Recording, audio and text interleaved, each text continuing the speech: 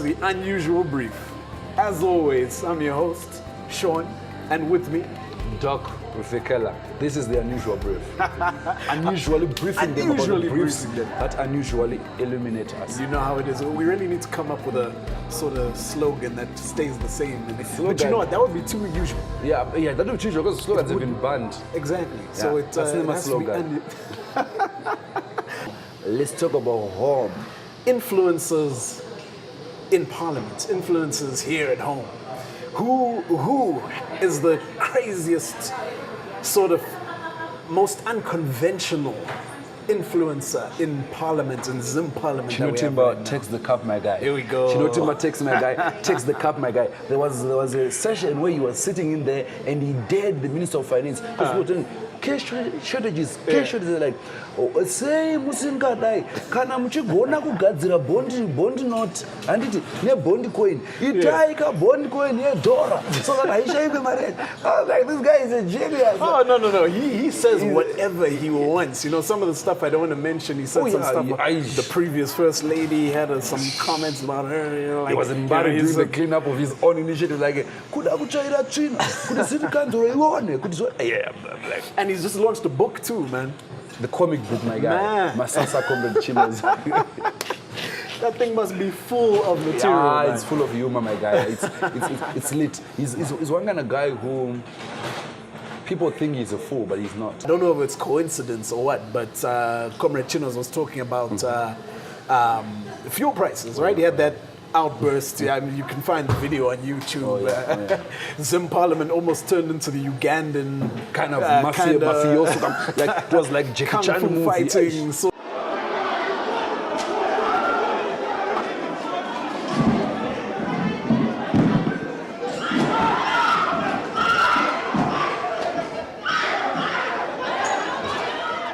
despite all that, his charisma has led him to be where he is. right. That presentation was charismatic. Yeah. Because people were talking about pertinent issues affecting our countries, like why is petrol expensive in Zimbabwe when it passes through Zimbabwe to Zambia? Yeah. Why is it Zimbabwe is the only southern country with expensive fuel when it's a landlocked country? This is true.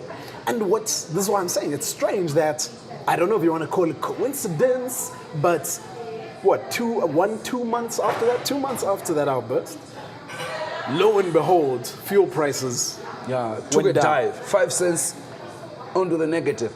I think this guy should use this as his campaign in Boera. He's Right? an MP in Boera, you know that, Yeah, of course. President. Kuti dzikisai mafuta vakadzikisa. And there we go. Chati mutero kuti bhadhare madhongi kuti kuvhidhiko udzikiswe. People will vote for that guy. Well, I mean, so can he actually claim it? Do you think that that's his claim to Parliament fame. acted on his words, or was it just a strange coincidence? The government realized that they were ripping us off, and they said, "Okay, let's just remove 5 cents." It's like, oh, 5 cents, yeah. Right. They would celebrate, and we celebrated. Of course. Because 5 cents is a lot. That's a lot, man. When you're putting in for a liter, then you're putting in, 50 liters or whatever. And they're like, yeah, that's a little. They don't know that it's 80 cents elsewhere. Yeah, man. But Comrade Chinos, Ndakapfeka chinos in support, in solidarity. for Chinos. Keep pushing and keep pushing. You never know. I'm going to VP. And I think maybe a lot more MPs should be, maybe not vocal in the same way as he is, maybe not, in terms of outbursts and stuff, but maybe people should put, they should say how they really feel. Oh, yeah. And who knows? You never know who's listening. They should sleep less, talk sense, and also realize that there are certain issues that we want them to say. Right. You're coming from a constituency where there is no water day in, day out, and then you start talking about other things that don't concern what we are facing. We have a problem with you. So you realize that we want them to get in there, talk sense, Exactly. relate to what we are suffering from. Yeah. True that, man. Yeah. True that.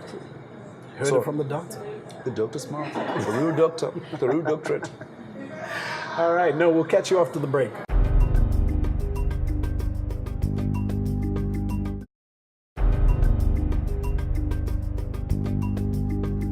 Welcome back to the show.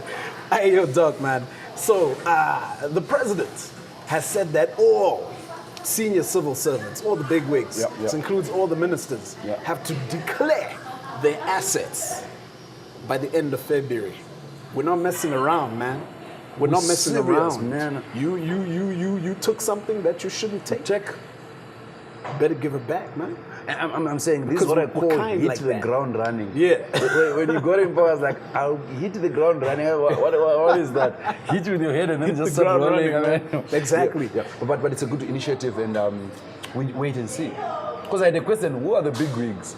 What's the big wigs? People with big wigs. I don't know, like with big heads. Like Jonathan is gone. Who's the big wig? Who's the big wig? Like a big wig. Yeah, because according to you, who is the big wig? Yeah, man. I mean, I guess just what denotes a big wig? anybody in a position of leadership politically. What if you're a mayor officer and you are profiting from the stands, from these residential of the flats, all the things that are being initiated in government, you're benefiting, but you're not a big wig. But you're not a big wig. Yeah, but then you are usurping a public property. How doesn't seem like the government is acting like a cobweb that catches selectively? Some of them. Yeah. I don't know. Maybe it's a start. Maybe it's just sort of we're going to take accountability for our own people to begin with. And then I don't know. It could be a tactic to sort of scare them into something. Eh? Like when a teacher punishes a child in front of the class, like that child gets beatings. Then the rest of the kids are like, okay, we don't want to do that because we are now nearing the votes. They want us to say, oh, sweet, maybe we don't know. Could be that. Could be that. Yeah. Who knows? Because I'm still to appreciate bigwigs. Because there are so many people that are in government right now that own like the whole of Matabeleland, that own the whole of like Manikaland, that own the whole of Mashiba. I will not name names, but I'm saying, what's the stance on that? Because if they're given 5 weeks, these guys would have said on the first day, I declare the whole of Matabeleland. Because why do you wait for 5 weeks when everybody knows? It's public secret, you own everything. I mean, I'm curious to see how the process would go. Yeah. Because there are people that we know, they own almost everything in Matabeleland, and then these people are still sitting, smiling, drinking coffee, waiting for 5 weeks. Hi, Baba, no, hi. On the first day, you'd have come out like, I own MDC-T, right. I'm declaring, and then we're done with it. Yeah, so people need time to clean now their we act sense up. inconsistency. We wait and see. February is only left with 2 weeks. True. I wonder how it'll go. Well, I think you have 1 or 2 guys who come out and say, I own, hello? Sorry. I think we're having, there's actually a live feed of the actual going on happenings at State House as people are actually bringing back and declaring the assets. Let's just tune in. Your Excellency, Your Excellency, inisa minister unoona nezvebatanidza kwefundo nemubato wamaoko ndandavo yakuzotaura zvandinazvo mashoko enyu takamahwa makataura kuti zvimwe ngapfumai nevanhu ngaitaura. Ini ndine dzimba 2, imwe vuno imwe masvingo, ndine motavo 2. I would like to declare the following assets: my 3 Borodale mansions, my 2 Mercedes-Benz motor vehicles. I would also like to declare my mother-in-law, my girlfriend, her 3 children, which she claims are mine. I have got 10 farms, 2 are mine, 8 are special area zones, so we keep them for the people. Kamwe kamuntu kandapuwa kedhora kumushana sabhuku kungochengeterwa vanhu vanopokurima. Ndina matractor 5. There are different models from different makers. We're testing their intensity and propensity to produce. Tine mamoto harvester 3. Taida kuona kuti nonyanzo harvester ndeipi. I understand that the other ministers did it, so I shall also did it, and I shall declare what I have in my possession. I have 1 husband, 2 houses, Mercedes-Benz, and Land Rover Ford. I don't know if that's what he meant about declaring, but at least they declared. Wow, man. Okay, well, that was interesting. That was interesting to say the least. Yeah, it was. It was like watching a cricket match and Zimbabwe is declaring. I mean, okay. You learn something new every day, Doug. You do. I think with that, we're just going to go for a short break. When we come back, Sean here. Or is it me? It's you. It's me. It's you. I'll be with you after the break.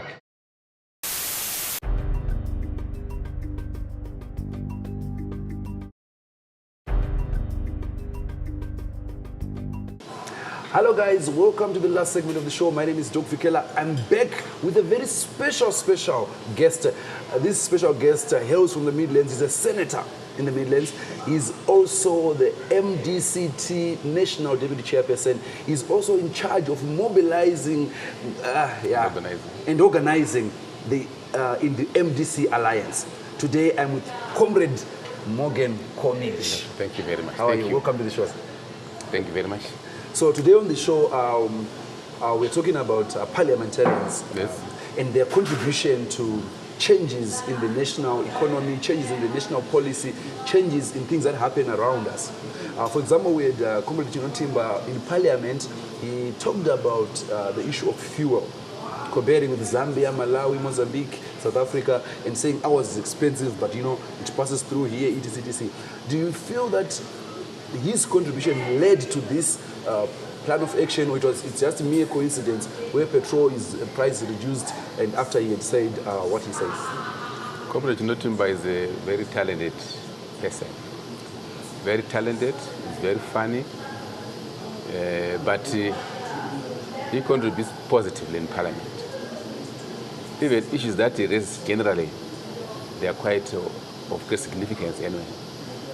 When it comes to the issue of Parliament, the facts were quite true. It was actually unreasonable and unthinkable that someone would have a petrol or a diesel more expensive than in Zambia. When actually the diesel passes through Zimbabwe, we'd expect transport costs to be higher for Zambia than ours. But however, I'm sure the government was not necessarily looking at those facts at all. The government was using petrol as a source of raising funds. You know, the country's got shortages of money. The business activity is very low in Zimbabwe. So I think the Minister of Finance could actually put more checks on petrol and diesel so as to raise the money for the government operations. Okay. So in general, parliamentarians, the role that they play in terms of cascading for changes like this, could you say that it's significant, or what they say sometimes, or what we see on television, or what we read, or we read on Twitter, or it's just mere talk, or it contributes positively to the changes that then happen policy-wise? Actually, it's not always. In most cases, actually, the executive does not really look at Parliament as a serious organ. They don't do that. Because so many reports are written by parliamentary committees, thematic committees in the Senate. You don't see them being applied by the executive. It's just one out of 100 issues where the executive actually take parliamentarians seriously. You would find that even ministers don't come to question time. Sometimes it's better in the lower house, but when it comes to the Senate, you actually get suppressed. In most cases, we actually end up also going out, because there will be nobody who would come to really take the Parliament seriously. So they don't actually do that much of it. It's like the executive in Parliament, there is no good relationship at all. There's disengagement. There's disengagement. They don't make use of what the parliamentarians raise or come out with. They don't. Oh, okay. So now, in light of that, we see that there are positive contributions from Parliament, especially from people like James Maridadi, Joseph Chinotimba. These are a few people that I've had a chance to listen to when they contribute in Parliament. But there are then those that come up with preposterous contributions. I shall not mention names. And then you wonder, do you think that also boils down the fact where people are looking at them like, these guys are not serious at all? Like people like acting like, they act like they're in a classroom sometimes. I think Parliament all over the world, that's the behavior. Go to Asiatic parliaments, East Europe companies, that kind of behavior is there. So so the executive must not be surprised, or must not really be, sort of get shocked by that. What they should do is, in Parliament, there are reports that are written. The Parliament committees move around the whole country, move around the whole doing their oversight role. And they put these things into writing. They do that. They also raise questions. Sometimes written questions are raised. And we need to see positive response from the executive. We need them to come and take some of these advice and ideas and put them into application. And we don't see this feedback at all. So we're saying the ministers must really engage with the parliamentarians and look at their reports and apply some of the recommendations that are brought by the parliamentarians through Parliamentary. Wow, well said. He said that some of these things, they are normal. Even in Eastern Europe, I saw in Uganda, parliamentarians were fighting karate and stuff like that. And in our own parliament, you hear things like, anyway, moving forward, Honorable, there's an issue of the president a few weeks back. He gave big weeks, 5 weeks, to declare their assets, to declare things that they have in terms of wealth, etc. What's your take on it? Yeah, those are actually positive moves that are recommended. Usually the leader determines the state of the government. The leader determines whether the people are going to work very hard, whether people are going to be corrupt, whether people are going to... The leader itself actually should demonstrate change. And he should actually continue to talk about positive things. He should continue to talk about anti-corruption. He should also talk about the anti-corruption. He should continue to talk about so many things that are expected by the people of Zimbabwe. Especially, he raised an issue of a free, fair, and credible elections. We want to see that one being put into action. He should walk the talk on those things, because most Zimbabweans are actually expecting to see the free and fair and credible elections. But what people are now asking is that what is the definition of that? Yes, I've always also asked that when you say that big wigs should declare assets, free, fair, credible, dispensation, these words we always have a tendency of throwing them. But that's where my question is: that do you buy that war declaration of assets? Do you think it will come to naught?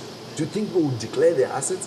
People are just waiting to see, because this is not the first time. Remember, around 1980s. With the same call, which the former President Mugabe also called for, that every leader should declare the assets, but it died natural death. So I'm sure this is now the 4th time or the 5th time when the executive has been calling for these declarations for assets, but they've never been implemented. What we want to see now from what he has said, is he going to make a follow-up? Is he going to... Actually, he should start with himself. He himself is the president and the first lady. Should actually first declare their assets. Then everyone else will follow. They should lead by examples, not just setting. Yes.